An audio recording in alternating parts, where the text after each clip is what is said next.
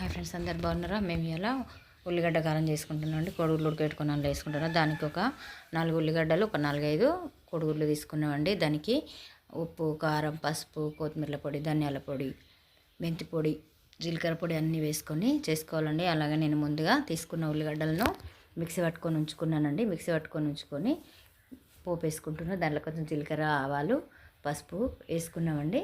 అలాగే మనము కొంచెం వెల్లిపాయలు కూడా ముక్క దంచుకొని వేసుకోవాలండి. ఆ వెల్లిపాయలు కూడా వేసుకున్నాక వెల్లిపాయలు వేసుకొని ఉల్లిగడ్డను వేసుకోవాలండి. వెల్లిపాయలు వేసుకొని కొంచెం వాటిని గోలేదాకా ఉంచుకోవాలండి.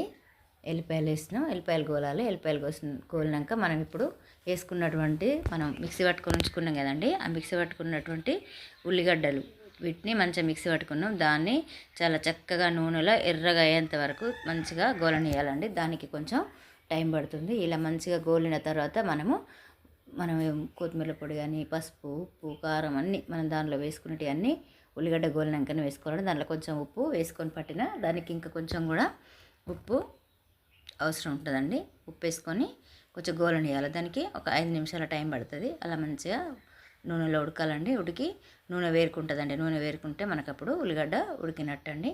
దానిలో కొంచెం ఉడికిన తర్వాత మనము దానికి ముందుగా తీసుకొని పెట్టుకున్నటువంటి కొత్తిమీర పొడి కానీ, పసుపు కానీ, పచ్చి కొత్తిమీర పొడి, జీలకర్ర పొడి, మెంతి పొడి అన్నీ వేసుకోవాలండి. మెంతి పొడి, జీలకర్ర పొడి వేసుకుంటే చాలా టేస్ట్ మంచిగా ఉంటుందండి. అది వాసన మంచిగా వస్తుంది. మీరు కూడా ఎప్పుడు పులుసు కాకుండా ఇలా ఒకసారి ట్రై చేసి చూడండి. ఎలా వచ్చిందో మీకు కూడా తెలుస్తుందండి. ఇక్కడ ఉల్లిగడ్డ కారం చాలా మంచిగా ఉంటుందండి. మీరు ఒకసారి చేసుకొని చూసి ఎలా వచ్చిందో చెప్పండి. ఇప్పుడు దానిలో పచ్చి కొత్తిమీర పొడి, వేయించిన కొత్తిమీర పొడి, జీలకర్ర, మెంతుల పొడి మొత్తం వేసుకొని మంచిగా ఒకసారి కలుపుకోవాలండి. కలుపుకున్న తర్వాత దానిలో కొంచెం పసుపు కూడా వేసుకోవాలి. పసుపు వేసుకొని కొంచెం కారం కూడా వేసుకోవాలండి. పచ్చిమిరపకాయలు అట్లాంటివి ఏం తీసుకోలేదు.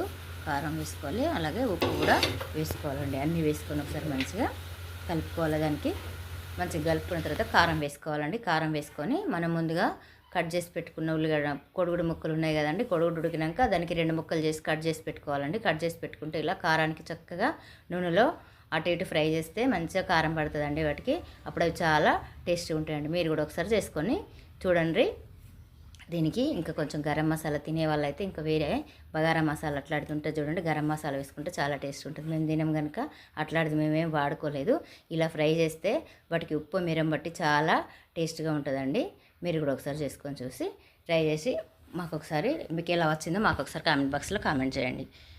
షేర్ చేయండి, లైక్ చేయండి, సబ్స్క్రైబ్ చేసుకోండి. Thank you for watching.